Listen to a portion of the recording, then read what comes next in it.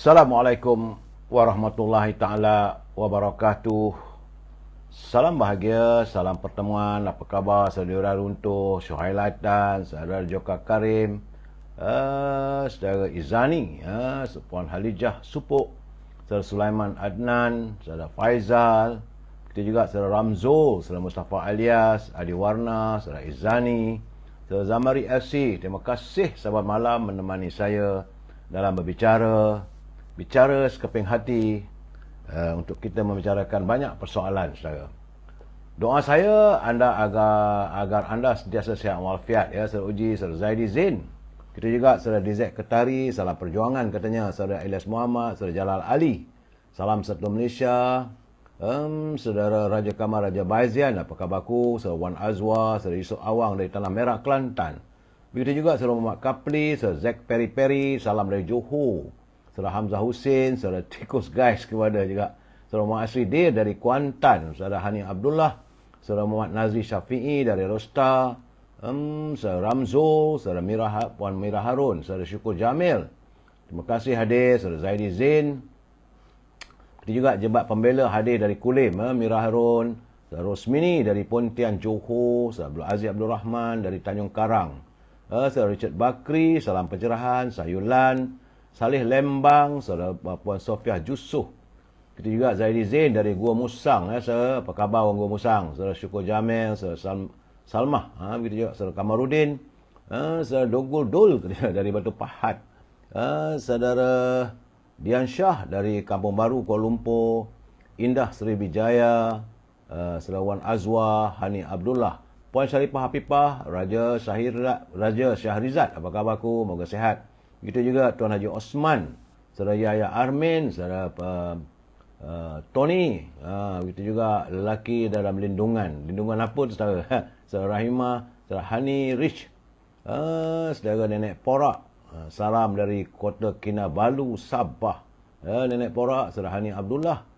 Raja Kamal Raja Bazar nak tanya, petang tadi tak buat live ke? Petang tadi saya tak dapat buat live, saya ada banyak tadi, petang tadi.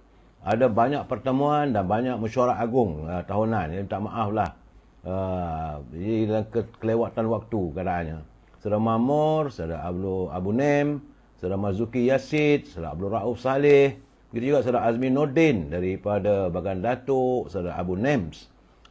Jebat Pembela, terima kasih. Puan Aminah Kak Minah dari Terengganu hadir, terima kasih. Saudara Muhammad Ali, salam dari Tampin. Mustafa Bayut katanya. Dari Selayang Jaya, Aizul Abdul Hamid, tolong sebarkan saudara, like, share dan subscribe. Saudara Anwar Mahmud dari Kuantan Pahang, Puan Nurfisah dari Kuala Kangsa, Puan Halimah Musruh, begitu juga Sutra Naqiyah, Zamri Ibrahim, saudara Muhammad Zaki, Rosli Misyah, Puan Rokiah, saudara Tony, salam katanya, semoga dalam rahmat. Dari Lembah Pantai, saudara Tony. Itu juga saudara Yusuf Mayu Biru dari Pulau Pinang, saudara Abdul Rahim Rasul, saudara Kamis Nadi, Sapia Abdul, begitu juga Rosini Korongot dari Sarawak, Shidi Rashidi, salam Mardani katanya, IB Aidin dari Kempas Johor, saudara Azhar Ahmad, apa khabar sahabat? Salam perpaduan. Saudara Lim Kin Lun dari Taiping, Azam KZ, saudara Faizlah Awang, saudara Said 777, terima kasih sekuntum mawar merah untuk saya. Kiri jabut, camno ni, ekonomi makin parah. Ya ke? Nanti sekejap lagi ya. Saudara Faizlah Awang dari Penang, Tuan Abdul Rahman, Tuan Ismail dari Besut Terengganu, Cik CTP dari Rosta. Sebegitu juga Dapur Raya, saudara Jonit Hamzah, Madam K, Zainul Ismail, saudara Muhammad Anwar, salam dari Tangkak Johor, Said Abdul Hakim Jaafar dari Singapura. Ramli Karim dari Keluang Johor, saudara Faizal Melaya, saudara Hassan Samsudin, Atin Atan, saudara Budidin,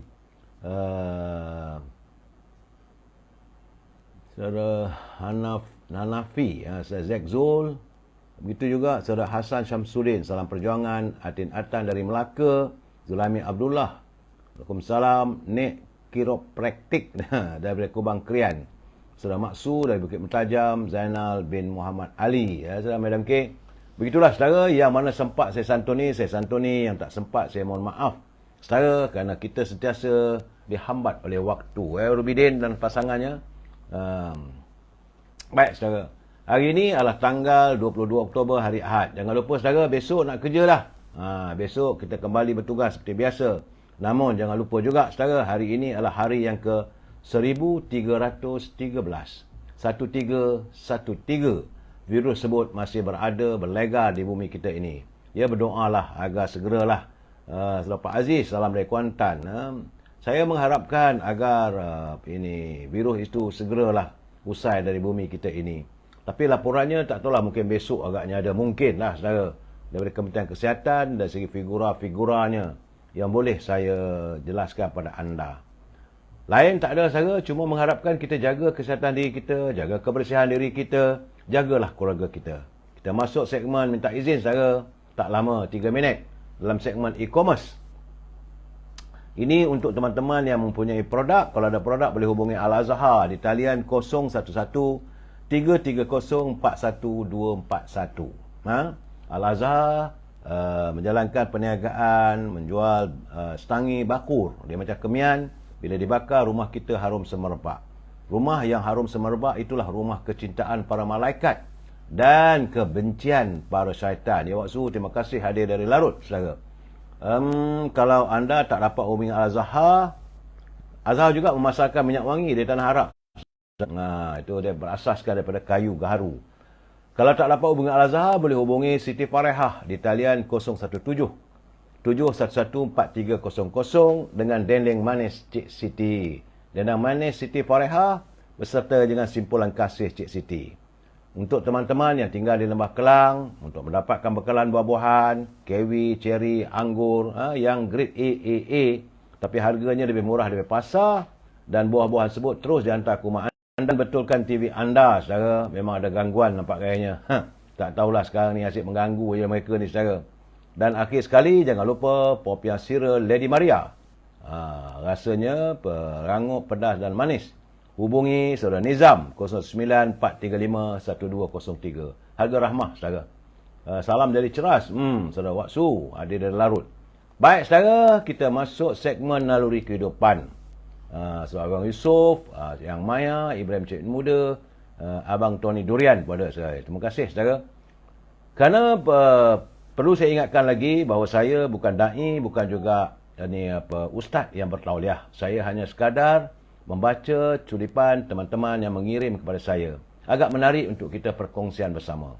Kerana daripada Sa'ad bin Abi Waqqas. Daripada Sa'ad bin Abi Waqqas, saudara, dia bercerita bahawa baginda Nabi Muhammad SAW bersabda, ada 4 tanda kebahagiaan, saudara. Iaitu isteri yang solehah, tempat tinggal yang luas, jiran yang soleh dan kenderaan yang elok. Sementara 4 tanda kedukaan, yang duka, saudara, duka cita kedukaan adalah jiran yang buruk, isteri yang jahat, tempat tinggal yang sempit dan kenderaan yang buruk. Ini adalah hadis riwayat Ibnu Hibban yang ke-4032. Hadis ini adalah hadis sahih. Saudara, 4 tanda kebahagiaan dunia itulah isteri yang solehah, isteri yang baik. Apabila dipandang suami, ia menggembirakan dan sentiasa menjaga maruah suami dan dirinya. Itu isteri yang baik yang memberi kebahagiaan pada suami, saudara. Kedua, tempat tinggal yang luas. Bukannya rumah yang besar, saudara, tapi yang banyak manfaat bagi penghuninya. Tak semestinya rumah besar, saudara. Rumah yang dalamnya hati akan menjadi lapang dan tidak sempit. Ataupun takrij al-musanad, saudara. Yang ketiga adalah jiran yang soleh. Iaitu jiran yang bermanfaat dan tidak menyakiti orang lain. Dan yang keempat adalah kenderaan yang elok. Zaman baginda Rasulullah dulu, kenderaannya adalah kuda dan juga unta, saudara. Tapi masa kini tentulah kereta, saudara. Tak semestinya kereta besar. Kenderaan yang elok, ia mestilah selesa, tidak membebankan, sama ada dengan hutang maupun selalu rosak. Itulah 4 perkara yang menjadi kebahagiaan kita di dunia. Sementara itu, 4 tanda kesengsaraan. Kalau kita menghadapi keadaan begitu, saudara, inilah dianggap sebagai kesengsaraan. Pertama sekali, jiran yang buruk. Jiran yang akhlak dan kehidupannya akan mempengaruhi kita dan anak-anak untuk terjerumus dalam keburukan dan tidak lagi mengikut sunnah Rasul maupun ajaran kita. Kedua, isteri yang jahat, di mana akhlak dan sikapnya yang buruk. Tahu sajalah, saudara, Mudah-mudahan dijauhkan Allah daripada isteri yang buruk, saudara. Ketiga, tempat tinggal yang sempit. Itu rumah yang tidak menjadikan bahagia dan hati tidak merasa lapang. Walaupun dia besar, tapi balik-balik rumah, saudara, tahu-tahu rasa tak tentram. Itu adalah rumah yang rasa sempit. Walaupun besar, maligai, villa, banglo, tapi hati sentiasa sempit. Jadi kita rasa bila nak balik tu, orang kata balik tak balik, balik tak balik. Itu keadaannya. Jadi rumah yang terasa sempit, saudara. Dan yang keempat, kenderaan yang buruk. Ini yang selalu menyusahkan kita. Selalu tengah jalan, dia tiba-tiba jam, berhenti. Mati enjin, rosak. Lepas tu, kalau kita beli yang mahal, kita diburu oleh hutang pula. Itu kenderaan yang rasa rosak. Jadi sebab itu, saudara, setiap Muslim disyariatkan supaya berdoa. Antara doa memohon kelapangan dan keberkatan. Kerana Abu Hurairah radhiyallahu anhu meriwayatkan bahawa baginda Rasulullah sering berdoa. Intipati doa baginda, "Ya Allah, sesungguhnya aku berlindung padamu dari tetangga yang buruk, dari isteri yang membuatkan diriku beruban sebelum masa beruban, dari anak yang menjadi tuan bagiku, dari harta yang menjadi siksaan atasku, dan dari kawan yang berbuat mungkar, matanya memandangiku dengan hati yang mengawasiku. Jika ia melihat kebaikan, maka ia tanamkan atau sembunyikan. Dan jika ia melihat keburukan, maka ia akan menyebarkan." Itu antara doa Rasulullah pada Allah SWT. Saudara, jangan sampai isteri yang percepatkan rambut tiba-tiba boleh cepat beruban, saudara. Ini hadis sahih dalam As-Sahih, saudara. Ingat, saudara, negara rahmah, ummah sejahtera. Terima kasih saudara CEO, Nordin Arifin, Rizal Yusof. Baik, saudara, kita santuni mutiara kata. Ini kiriman teman-teman juga, bukan daripada saya, saudara. CEO of Ice Cream Malaysia. Terima kasih sekuntum mawar merah untuk saya. Saudara, saat kita berusaha untuk memberikan keselesaan kepada mereka, kadang-kadang usaha kita ini ada kalanya di padang sepi. Ketika batas kejayaan dan kesenangan mula berada dalam genggaman mereka. Namun, insaflah. Sebaik-baik manusia adalah manusia yang memberi manfaat kepada orang lain sesuai dengan kemampuannya. Saudara, kadang-kadang itulah, saudara, kita berusaha untuk memberi mereka keselesaan, tapi bila nampak keselesaan, kesenangan itu sudah mula dapat, mereka sudah mula melupakan kita. Rosli Senapi ni pahal, suruh saya Tok Bilal pula. Saya dah kata saya bukan orang bertauliah. Marah sangat ke saudara? Saudara marah ke saya, kenapa? Suruh saya jadi Tok Bilal. Tak nak saya beri pencerahan. Mungkin panas lah tinggal diorang. Biarlah, saudara. Baik, saudara.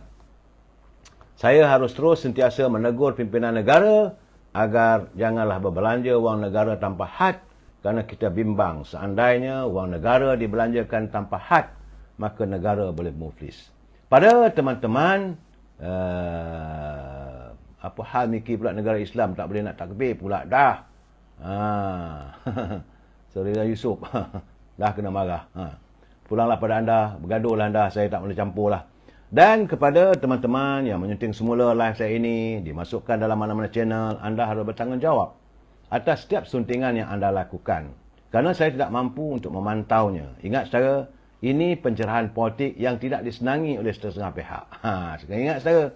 Tetapi bagaimanapun selalu saya katakan bahawa bila saya memberi pencerahan, kita mesti bersetuju untuk tidak bersetuju. Apa je masalahnya? Saudara Abdul Hamid, dia petang tadi tak buat live. Petang tadi saya banyak mesyuarat. Ada pertemuan-pertemuan mesyuarat sampai pukul 6 petang. Jadi saya mungkin besoklah, saudara. Saya minta maaf pada teman-teman kerana tak memberi pengetahuan. Tidak memberi informasi. Saya mohon maaf, saudara. Kesibukan waktu, saudara. InsyaAllah kesihan, sihat, saudara. Saudara Abdul Hamid. Kita bila saya beri pencerahan, kita mesti bersetuju untuk tidak bersetuju. We must agree to disagree. Itu prinsipnya, saudara. Tak susah, tak menyakitkan hati pun. Yang sakit hati kalau orang yang tidak mahu menerima hakikat. Tidak mahu menerima kebenaran. Dan mereka merasakan diri mereka saja yang benar. Itu masalah, saudara. Dan kalau saudara mahu menyantuni tulisan saya, santunlah dengan baik-baik. Jangan guna bahasa-bahasa yang celupar. Sebab kita adalah warga cinta damai, menyantuni setiap persoalan secara harmonis. Itu saja, saudara.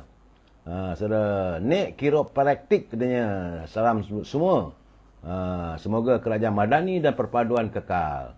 Terbaik PMX dan Datuk Zaid Hamidi. Itu kan saya mewawarkanlah saudara. Orang kata baik, baiklah. Orang kata buruk, nak kata macam mana. Baik saudara. Ini berita sedikit. Awalan selalu ini saya memberi berita. Bagaimana di Sungai Petani semalam saudara, terdapat sebanyak 13 rumah di 3 buah kampung berhampiran dengan Bandar Baru telah pun dilanda banjir kilat membabitkan mukim selama, mukim Sungai Batu kerana hujan lebat melebihi 2 jam pada hari Sabtu.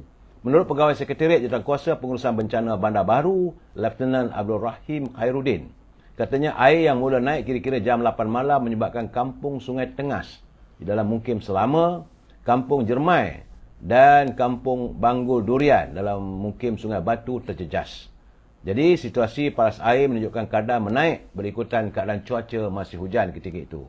Jadi hasil pemantauan mendapati paras air di Sungai Terunsing mukim selama menunjukkan peningkatan. Oleh itu, Angkatan Pertahanan Awam Bandar Baru dalam keadaan berjaga-jaga untuk memastikan keselamatan penduduk.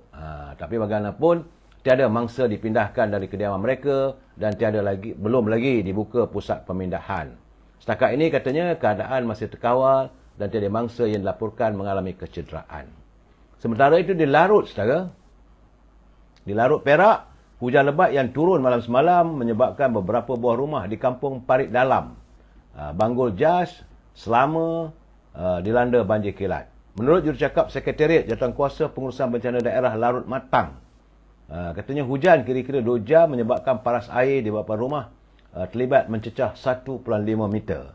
Susulan itu, sebuah pusat pemindahan sementara dibuka di Masjid Al-Mustafa, Banggul Jas pada jam 11.45 malam tadi, saudara.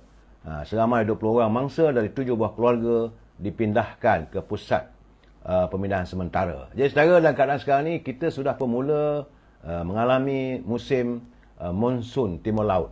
Berhati-hati saudara, kalau dia suruh pindah, kita pindahlah. Bagaimanapun saudara, berdoalah agar jangan musibah ini berterusan, saudara. Tapi nak buat macam mana?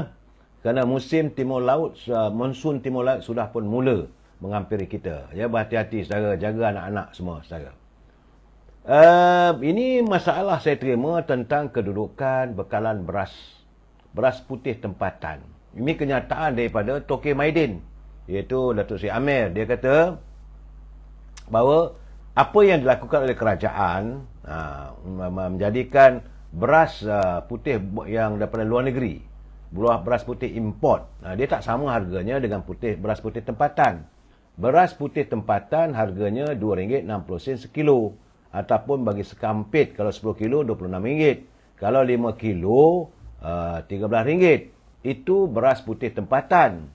Untuk beras putih import, harganya untuk harga borong, saudara, kerajaan telah menetapkan bahawa harga borong itu RM30 katanya.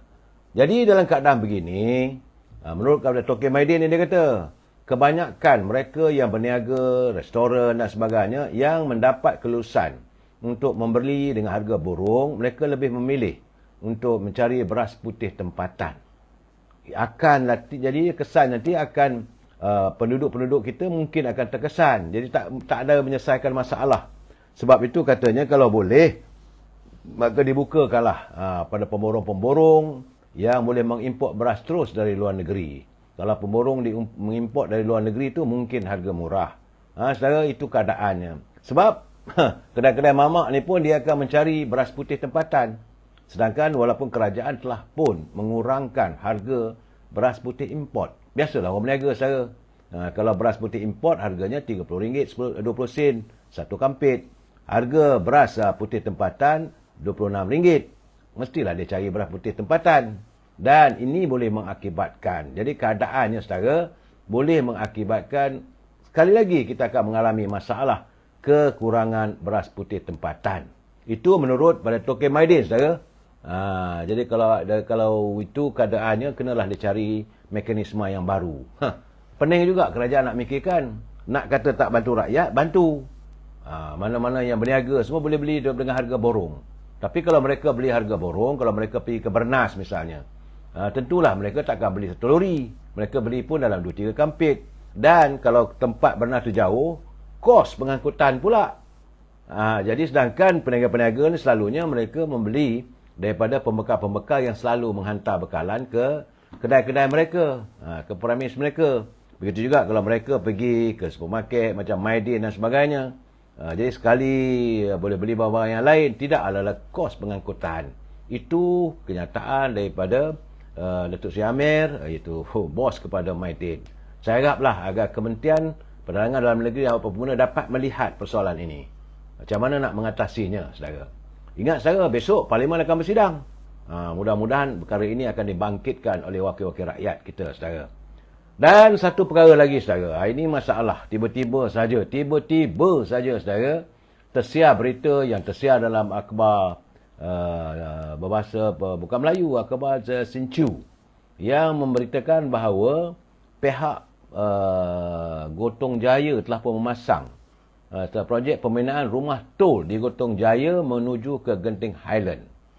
Jadi dalam keadaan begini, ini membingungkan, membuatkan ahli Parlimen Bentong, Saudara Yang Safura Osman, dia menyatakan tak ada permohonan pun nak buat tol.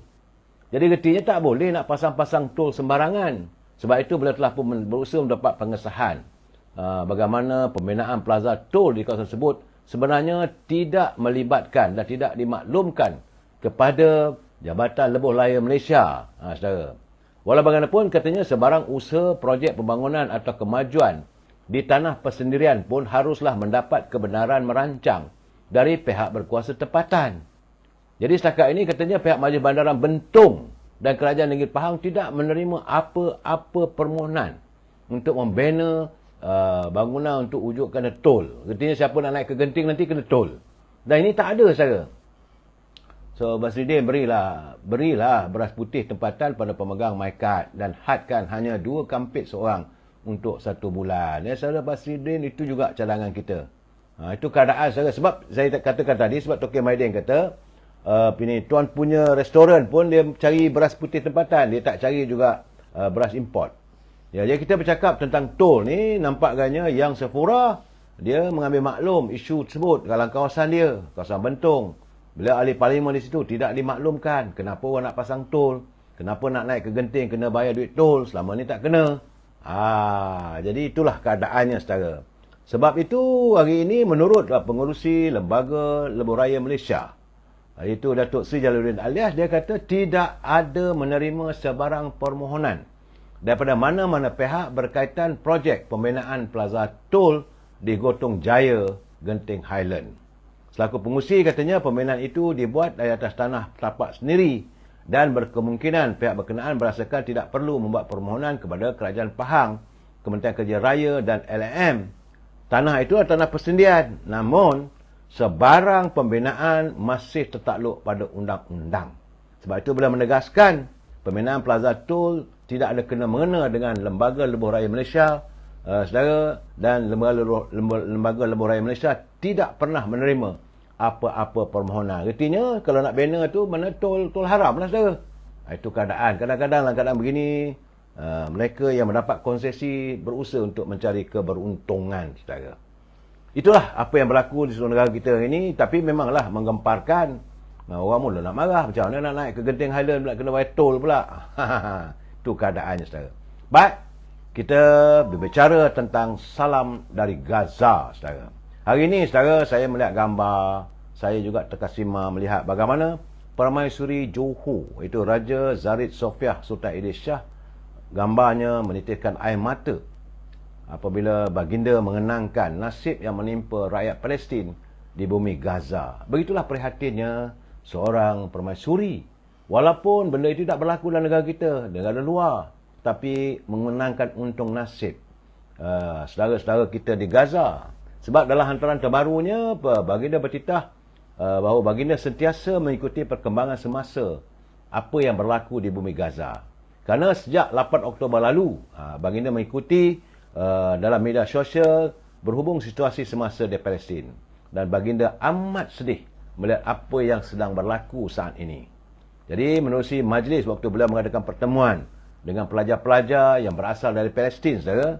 Menerusi majlis itu, para pelajar berkongsi pengalaman yang dilalui oleh mereka sewaktu berada di Palestin serta menyuarakan apa yang boleh dibantu oleh dunia. Itu titah baginda saudara. Jadi selaku Chancellor Universiti UTM, baginda berkenan berangkat majlis Islamah Mesra bersama pelajar-pelajar Palestin di universiti tersebut semalam. Turut hadir adalah isteri pada Tunku Mahkota, Cik Puan Besar Khalidah yang juga Pro Chancellor UTM. Pada majlis itu, beberapa pelajar Palestin turut berkongsi pengalaman ketika ini. Katanya bukan saja ribuan rakyat negara ini tersebut mengalami kecederaan, malah begitu lebih ramai lagi terus menderita. Mereka turut berdepan dengan krisis bekalan makanan, air, dan inilah yang membuatkan tuanku menitiskan air matanya. Begitulah prihatinnya Baginda Permaisuri Sultanah Johor, saudara. Dan kita juga tersekan juga, saudara, melihat perkembangan yang berlaku di Gaza. Sebab itu semalam Putera Mahkota Muhammad sudi menerima kunjungan Yang Amat Berhormat Perdana Menteri Datuk Seri Anwar Ibrahim di Istana Al-Yammah. Pertemuan rasmi empat mata antara Yang Amat Berhormat Perdana Menteri dengan Putera Mahkota yang juga Perdana Menteri Arab Saudi membincangkan tentang huntung nasib Palestin, apa yang harus dilakukan. Agak panjang lebar jugalah perbincangan itu dan baginda mendengar pandangan, cadangan daripada Perdana Menteri. Jadi sebab saya kata kita harus merasa bangga bahawa dunia Arab juga meminta supaya buah fikiran daripada Perdana Menteri kita. Sebab kebetulan Datuk Seri Anwar Ibrahim berada pada sidang kemuncak antara ASEAN dan Liga Negara-Negara GCC. Dan dalam keadaan begitu, Datuk Seri Anwar Ibrahim sendiri sebelum dia pergi ke GCC, sidang kemuncak itu, beliau telah pun mendapat panggilan telefon secara peribadi daripada tuanku, katanya nak berjumpa secara peribadi, face to face untuk berbincang tentang untung nasib Gaza. Dan semalam berlakulah pertemuan, banyaklah buah fikiran yang dilontarkan oleh Yang Berhormat Perdana Menteri, apa yang harus dilakukan. Sebab itu dalam keadaan begini, apabila ditanya oleh media, Datuk Seri Anwar Ibrahim mengatakan bahawa negara kita menegaskan bahawa Malaysia menyedari dan kita menjangkakan akan ada tindak balas daripada beberapa negara barat berhubung kelantangan Malaysia membela nasib rakyat Palestin. Tapi katanya dia tidak ada punya pilihan. Apa pilihan yang kita ada, katanya? Setelah kita melihat bagaimana saudara kita dipanggang, dibedil, diledak oleh ledakan bom, takkan kita nak berdiam diri, katanya. Jadi tak ada pilihan. Sebab itu dia akan menyuarakan juga bagaimana dunia barat harus menyinggung persoalan ini, katanya. Kerana saya tak ada pilihan bila isu diplomasi yang boleh kita lunakkan, tapi dalam masa yang sama ada kesengsaraan di Gaza dengan pembunuhan melibatkan nyawa anak kecil dan wanita. Benar, katanya, ada risiko. Tapi kebimbangan kita ialah apa sedang dihadapi oleh rakyat Palestin. Walaupun ada risikonya, kita akan ditekan oleh negara barat. Tetapi apa lagi pilihan kita ada? Daripada kita membiarkan warga Palestin, saudara kita, saudara CEO Aiskrim, dia kata orang Islam mengharap pada kerajaan Malaysia sajalah untuk membantu rakyat Malaysia. Betul. Dan sebenarnya saudara berhati benar, kita sedih melihat bagaimana warga Palestin dipanggang, disalai oleh tentera Zionis, saudara. Dan sebab itu beliau beritahu pada wartawan, saudara. Sebab dia kata tak apalah, nak jadi apa pun jadilah, kali ini dia redah sajalah. Dan beliau harus menyuarakan pandangannya. Dan sebab itu selepas saja bertemu dengan Raja Mahkota Arab, beliau terus bergegas bertemu dengan Erdogan di Turki. Saudara. Tapi dia sebelum itu beliau mengulangi bahawa Malaysia tetap dengan pendiriannya, kita menyokong tuntutan, menyokong pembelaan terhadap untung nasib warga Palestin. Dan Datuk Seri Anwar Ibrahim telah pun berlepas ke Istanbul untuk mengadakan pertemuan dengan Presiden Recep Tayyip Erdogan berhubung konflik Palestin dan Israel.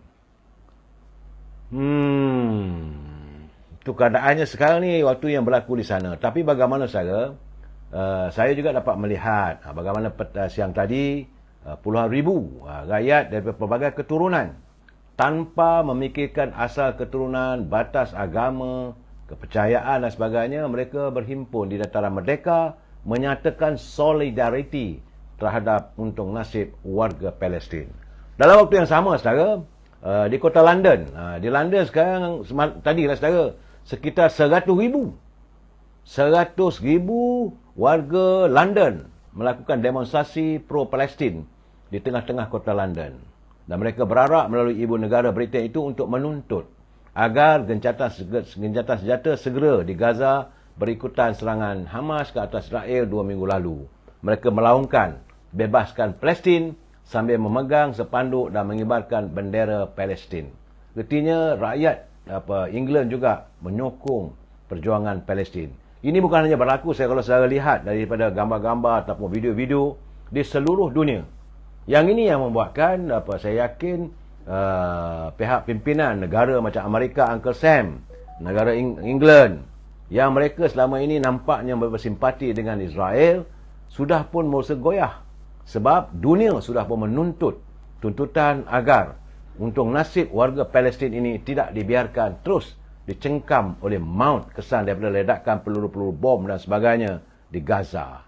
Sebab itu saudara, di Geneva Pertubuhan Kesihatan Sedunia, WHO, semalam menyuarakan kebimbangan terhadap amaran Israel. Sebab Israel dah memberi amaran supaya mengosongkan Hospital Al-Quds yang terletak di utara Semenanjung. Sebab dia memberi amaran bahawa besar kemungkinan Hospital Al-Quds juga akan diserang atau diledakkan dengan bomnya. Itu kenyataan daripada pihak Israel. Jadi, hospital tersebut selain menempatkan pesakit dan petugas kesihatan, ratusan lagi yang kebanyakannya wanita dan kanak-kanak sedang berlindung di kawasan hospital itu.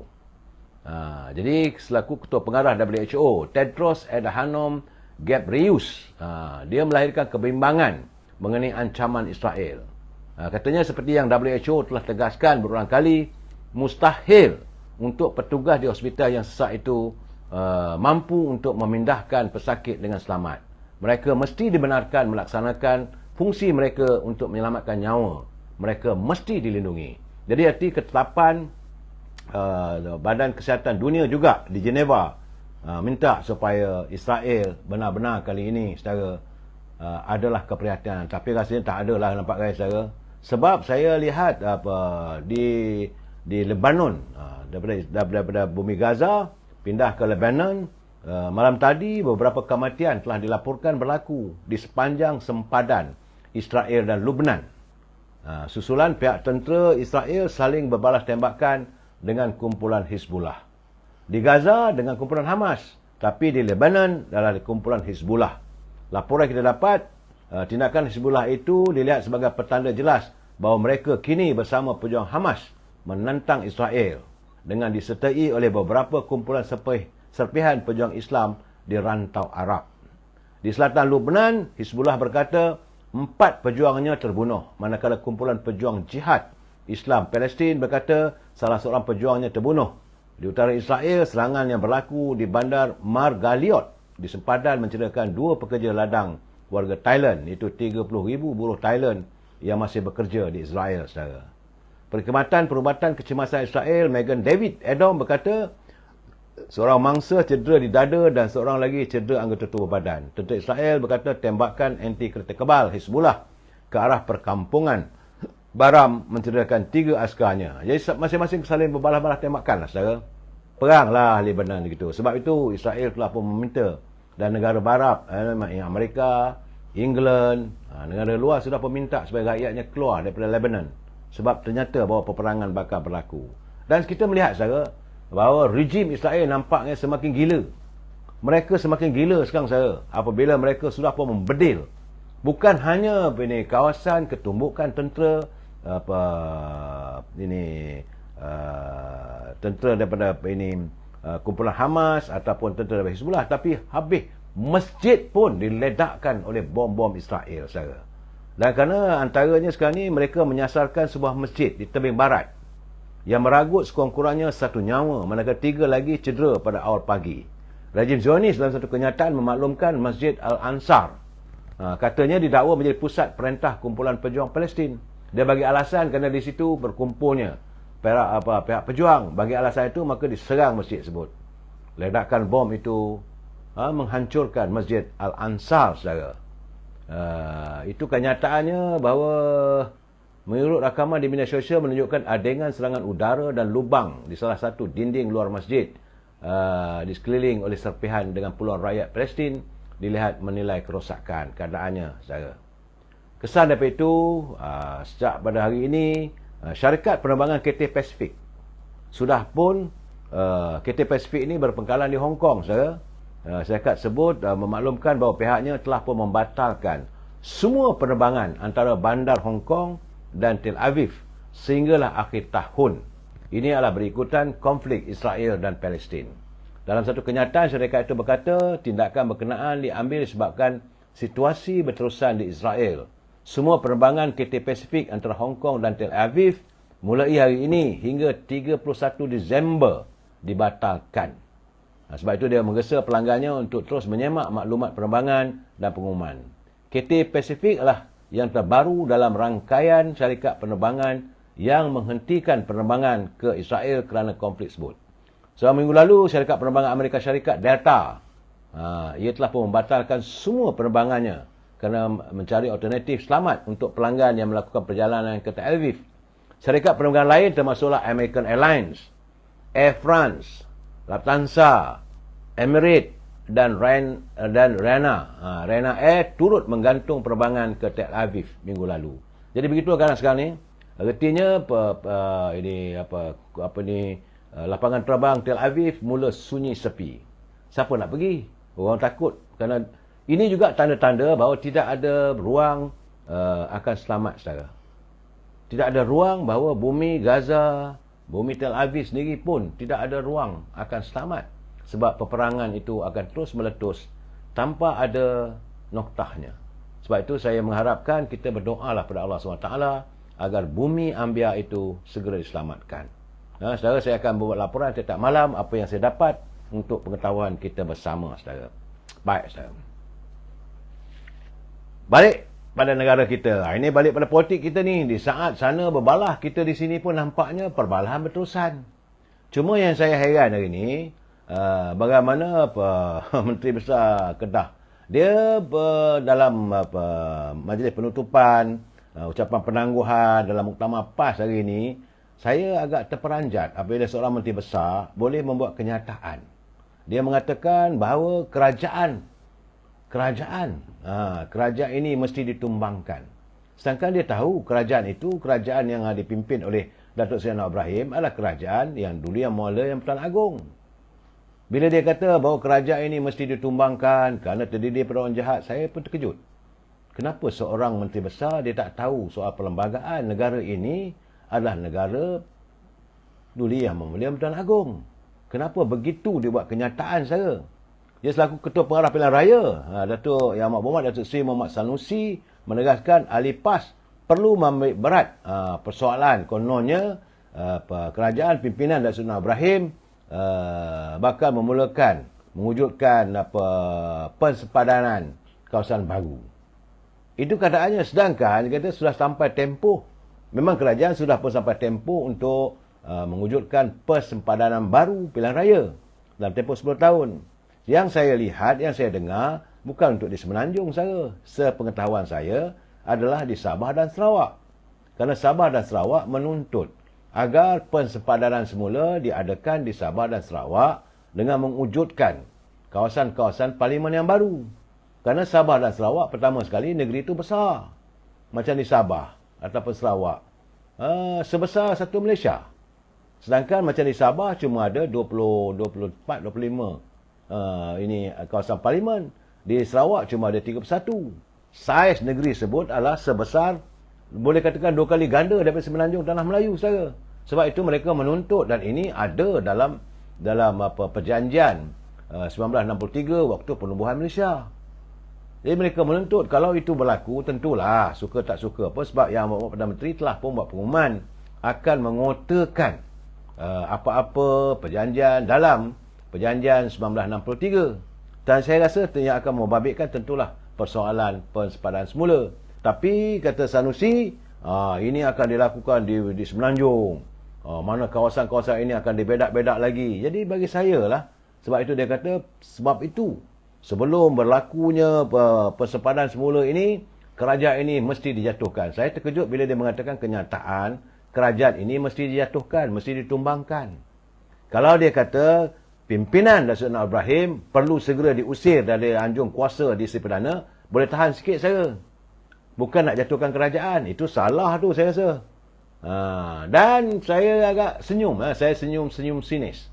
Kerana dalam waktu yang sama, Datuk Seri dia mendakwa bahawa PAS sudah pun menguasai hampir 100% pengundi bagi pasaran. Bila dia mengatakan pengundi-pengundi ini sebagai pasaran saham saya, pasaran masjid dan surau seluruh negara.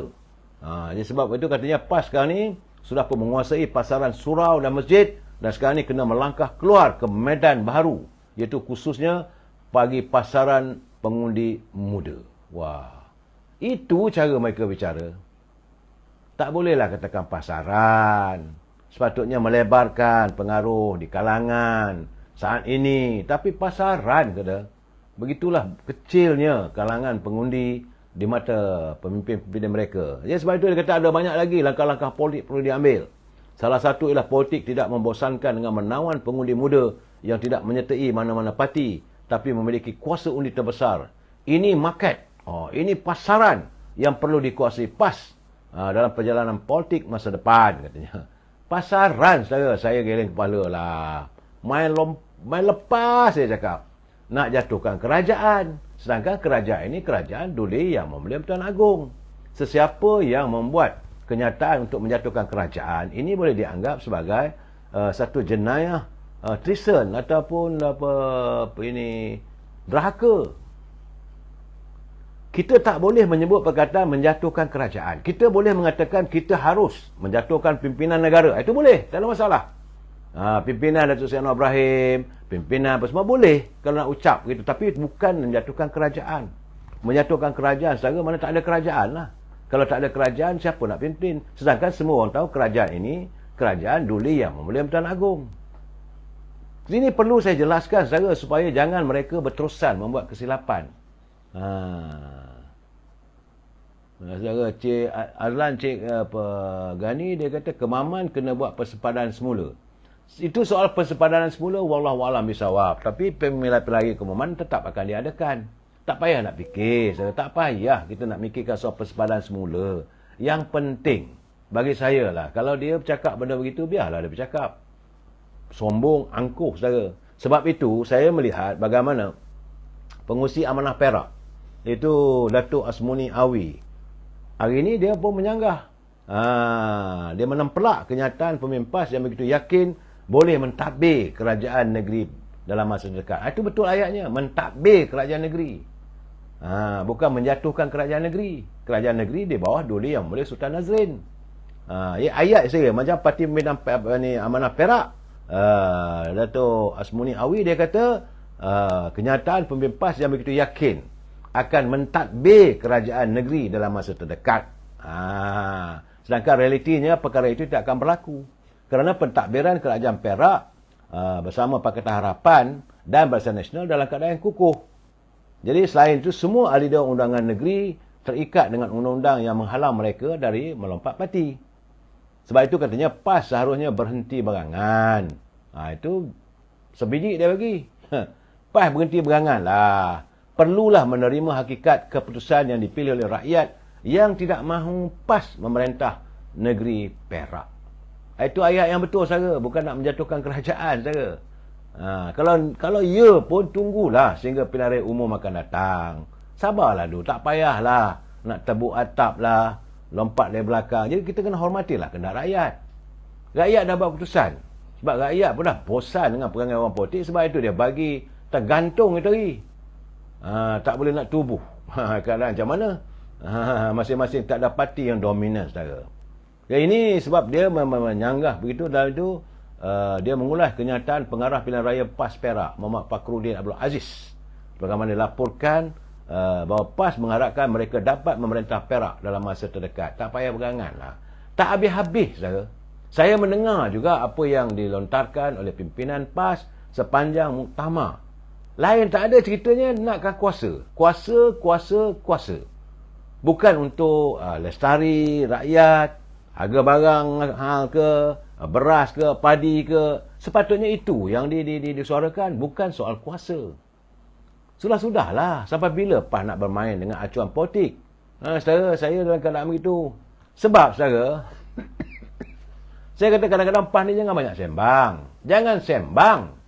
Lihat sendiri, saudara. Sekarang ni, ada sebuah syarikat. Saudara, ini yang dilaporkan oleh Malaysia Kini, saudara. Saya tengok, saya terkejut. Rupanya, hampir 4 tahun Malaysia Kini telah melaporkan bahawa syarikat yang mencetak lidah rasmi PAS, itu Harakah, mereka tak bayar.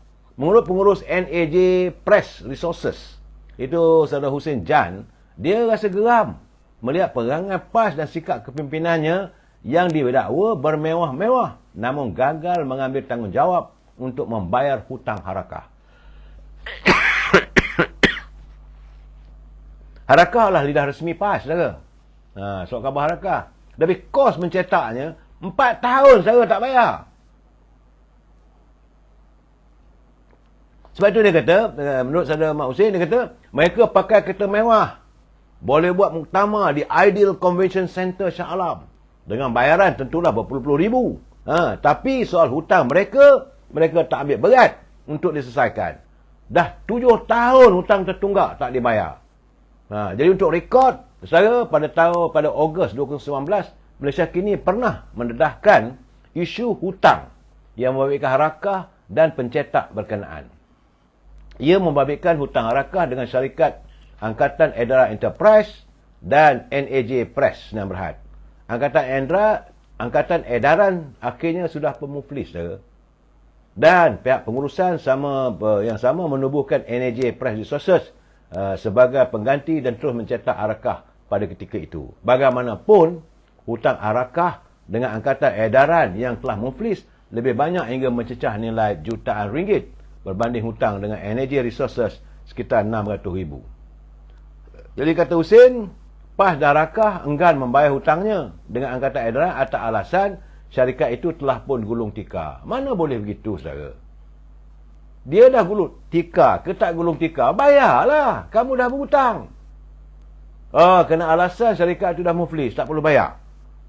Syarikat sebut menanggung beban hutang dengan pembekal kerana Harakah tidak mahu menjelaskan hutangnya. Dalam keadaan ekonomi yang sukar, kita perlukan sumber kewangan segera sebagai modal pusingan untuk teruskan perniagaan.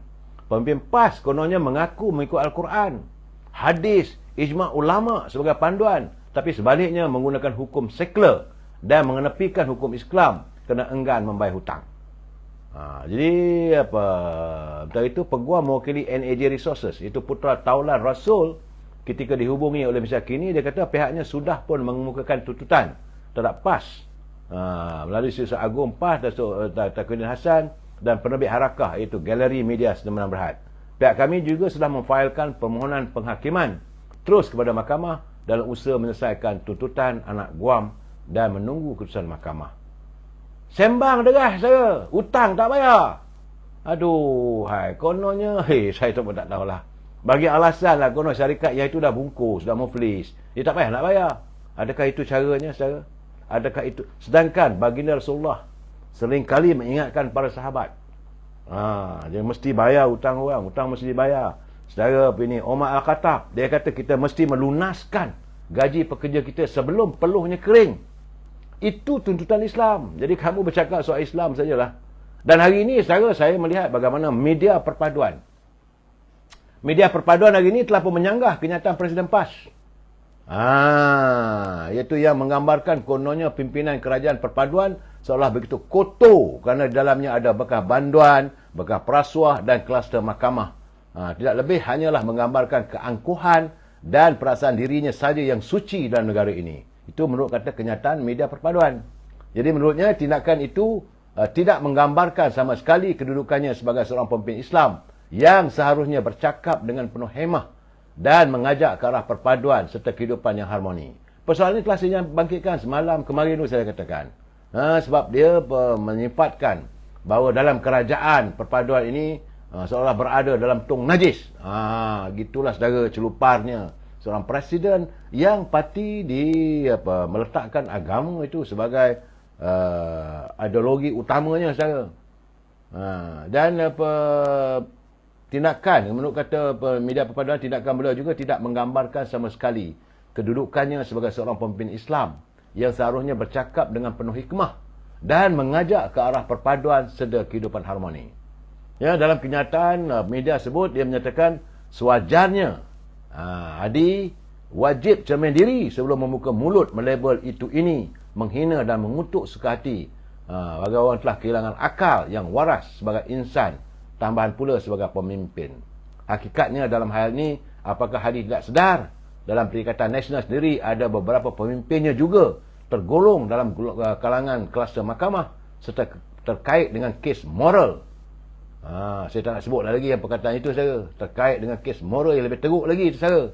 Lebih daripada itu, apakah Hadi lupa bahawa keputusan PRU 15 bagi kawasan Parlimen Kuala Terengganu dan Kemaman yang telah dibatalkan oleh mahkamah kerana didapati berlaku adanya unsur-unsur rasuah. Jadi di mana mahu dikatakan Perikatan Nasional dan PAS begitu bersih sehingga dia boleh sesuka hati melabel pimpinan kerajaan perpaduan terlalu kotor? Ada? Malahan dalam sidang media di muktamar semalam, Hadi menolak kemungkinan parti itu menyertai kerajaan perpaduan kerana mendakwa pimpinannya terlalu kotor untuk disucikan. Sebab itu kata media perpaduan itu, kamu boleh lihat kerajaan Pakatan Harapan, siapa dalam dia. Saudara. Jadi janganlah nak tuduh yang bukan-bukan. Sebab itu bagi wanita keadilan pula, ini wanita keadilan pusat mengatakan bahawa yang dipimpin oleh Yang Berhormat Fadlina Siddiq, itu selaku Menteri Pendidikan, katanya tidak menjadi masalah jika PAS tidak mahu bersama dalam kerajaan perpaduan. Kerana sokongan ahli parlimen sedia ada pun sudah mencecah 2/3. Tapi sesuka hati mereka melabelkan orang lain begitu kotor adalah sikap yang tidak sewajarnya dilakukan.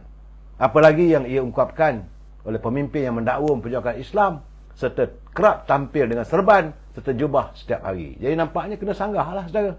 Sebab itu sebagai pemimpin tak boleh cakap sembarangan. Tambah-tambah lagi kamu mewakili parti PAS yang kamu katakan parti yang memperjuangkan soal Islam. Syumul Islam itu kena ada, bukan boleh cakap sembarangan. Jadi pada pengikut-pengikut apa semua tu, berhati-hatilah. Anda boleh menyokong, tak ada masalah. Saudara, tu keadaannya. Tapi masalahnya Haji nak jadi menteri dan jadi apa semua orang tahulah. Baik, saudara. Itu keadaan apa yang berlaku di Semenanjung. Bagaimana pula di Sarawak. Semalam telah pun diadakan penamaan calon, saudara. Dan nampak gayanya gabungan Parti Sarawak diberitakan akan memperkenalkan manifesto untuk pilihan raya kecil Dewan Undangan Negeri Dun Jepak dalam waktu terdekat. Demikian menurut Timbalan Presiden Parti Pesaka Bumi Putera Bersatu PBB, Datuk Amar Awang Tengah Ali Hassan, yang berkata manifesto itu sedang diperlincikan dan akan memberi tumpuan kepada aspek pembangunan di kawasan Jepak. Melalui manifesto itu, kita akan mengemukakan perancangan untuk masa depan dan projek yang kita akan laksanakan di kawasan Jepak. Jadi selaku pengarah pilihan raya, menurut Datuk Seri Awang Tengah, GPS akan turun ke gelanggang dan beliau mengalu-alukan sokongan daripada rakan-rakan dalam parti kerajaan perpaduan termasuk Barisan Nasional turun membantu masa tempoh kempen PRK. Pilihan raya kecil Dun Jepak menyaksikan pertembungan antara 3 penjuru antara calon GPS Iskandar Turki, itu GPS yang sekarang sedang mentadbir ke Sarawak. Kemudian calon daripada Parti Bumi Kenyalang PBK Stevenson Joseph Sumbang dan calon Parti Aspirasi Rakyat Sarawak Cheng Liai Peng. GPS saudara dianggotai oleh PBB, Parti Rakyat Bersatu Sarawak SUPP, Parti Rakyat Sarawak PRS dan Parti Demokratik Progresif PDP. 4 gabungan itu membentuk GPS di Sarawak. InsyaAllah kita sama-sama lah, saudara. Bagaimana pula dengan Kemaman, saudara? Balik-balik ke tanah air saya, Kemaman. Sebagaimana yang saya katakan, saudara, hanya untuk nak buat pilihan raya aja, bahawa Suruhanjaya pilihan raya terpaksa membelanjakan wang sekitar 3.5 juta ringgit Malaysia. Hangus untuk dibelanjakan bagi mengendalikan pilihan raya di Kemaman yang melibatkan sekitar 141,790 orang pengundi di kawasan tersebut, saudara. Dan hari ini Presiden MIC iaitu Tan Sri SA Vigneswaran melalui mesyuaratnya telah pun buat kenyataan MIC juga akan turun bersama-sama dengan MCA untuk menggamet dan juga berkempen bagi memenangkan calon yang akan diturunkan oleh Parti UMNO Barisan Nasional. Tak kisahlah siapa pun, asalkan mewakili kerajaan perpaduan, MCA, MIC akan turun all out untuk membantu. Walaupun pengundi India tak ramai katanya di parlimen, tapi kita akan bantu calon kerajaan perpaduan. Demikian menurut kenyataan daripada Tan Sri Vigneswaran, saudara. Saya melihat sebenarnya, saudara, ini terus terang saya katakan, bahawa kalau mau dinilai daripada apa yang berlaku di pilihan raya kecil Pelangai, saudara, bahawa Perikatan Nasional sudah pun semakin tenat. Kerana mereka sudah menyangkakan bahawa besar kemungkinan bahawa kemenangan tidak boleh dijamin di Kemaman. Saudara, hari ini apa yang diperlukan oleh calon daripada UMNO Barisan Nasional adalah sekitar 14,000 daripada 27,000 majoriti yang diperolehi oleh calon PAS itu hari, saudara. Itu keadaannya. Kalau calon daripada UMNO dapat 14,000, menang landslide victory, saudara. Jangan lupa, saudara. Sebab waktu dulu calon daripada PAS dia dapat 65,000. Datuk Ahmad Said dapat 38,535. Kalau dia dapat 14, di situ ada 52,000. Dan tentulah daripada 65 tu tolak 14, tinggal lagi 51,000. 14,000 je dah menang dah. Apatah lagi dengan undi daripada calon Pakatan Harapan. Ada 8,340. Itu gambaran di Kemaman. Sebab itu saya merasakan ruang untuk Kemaman boleh menang. Sebab saya melihat pengundi-pengundi daripada keadilan, mereka kekal untuk membantu UMNO Barisan Nasional. Dan apabila kita melihat, saudara, apa keputusan yang berlaku di Pelangai, di mana pengundi-pengundi bukan Melayu, itu pengundi-pengundi Cina di kawasan Telemong, saudara. Saudara lihatlah sendiri. Dulu pilihan raya lepas, walaupun yang amat-amat menteri besar yang bertanding, yang amat-amat menteri besar, esko kerajaan negeri yang bertanding di DUN Pelangai, kursi undian daripada Telemong itu cuma memperoleh sekitar dalam 55% dapatan untuk calon UMNO Barisan Nasional. Sama ada Long Nan ataupun Allahyarham Datuk Johari, ya saya. Tapi apabila saja pilihan raya kecil Pelangai diadakan, undi di Telemong, saudara, 95%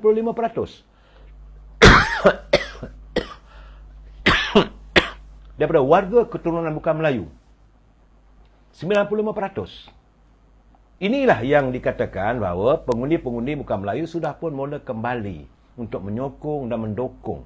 Saudara Zaini Hussein, apa khabar sahabat? Terima kasih. Saya setuju pandangan Saudara Azizul Hamid. Barisan Nasional dan Pakatan Harapan bercantum, insya-Allah. InsyaAllah boleh menang. Dan untuk Pantai Barat, saudara, untuk akan datang. Sebab itu kata PAS, janganlah mimpi siang hari. Sebab sekarang ni kedudukan, kejayaan DAP sendiri meyakinkan pengundinya. 95% bukan Melayu menyokong calon di Pelangai. Ini yang menggusarkan kepimpinan dalam Perikatan Nasional. Tambahan lagi, sudah banyak berbolok-bolok cerita yang akan keluar. Semua bukan kita tak tahu. Besok tak tahu, besok ke bila ke, apakah mahkamah akan membuat keputusan apabila Tan Sri Muhyiddin minta supaya pasportnya dikembalikan kerana nak bercuti ke kota London. Wow. Alasan diberi mereka nak bercuti bersama keluarga ke kota London di saat sepatutnya selama sebulan ini kita akan membincangkan soal bajet negara. Kenapa nak pergi luar negeri? Kenapa nak pergi bercuti? Selesaikan dulu tugas. Dan saya tak tahulah apakah mahkamah akan membenarkan. Seingat-ingat saya, setahu saya, mahkamah hanya akan memberi pertimbangan. Kalau mana-mana pasport yang ditahan oleh mahkamah, ia hanya akan dibenarkan, diizinkan untuk dikembalikan pada pemiliknya kalau urusan-urusan perubatan. Kerana nak pergi dapat rawatan di luar negara. Sebab itu pun kena dibuktikan. Kalau sakitnya itu yang tidak boleh disukar untuk mendapat doktor pakar. Macam mana dialami oleh Presiden UMNO waktu perbicaraan diadakan. Dia minta mohon daripada mahkamah kerana dia mahu menjalani perubatan di Jerman dengan alasan untuk mendapat rawatan, bukan untuk bercuti. Itu keadaan saya. Dan ini keadaan ini membuatkan rakyat, mulalah rakyat marah. Dalam Hasan kata melawat menantu. Itu soal lain, kita tak boleh tuduh, saya tak baik. Jangan menuduh. Saudara Hasan, jangan menuduh. Cuma saya mengatakan, dia nak bercuti. Persoalannya, bila dia nak bercuti, itulah yang membuatkan warga terpempan. Kalau inilah gambarannya pimpinan dalam Perikatan Nasional, bagi mereka, mereka tidak mementingkan rakyat. Dan besok kita akan lihat saya. Harap kita tunggu sama-sama. Mula jam 10 pagi, kita dengarlah perbahasan di Parlimen.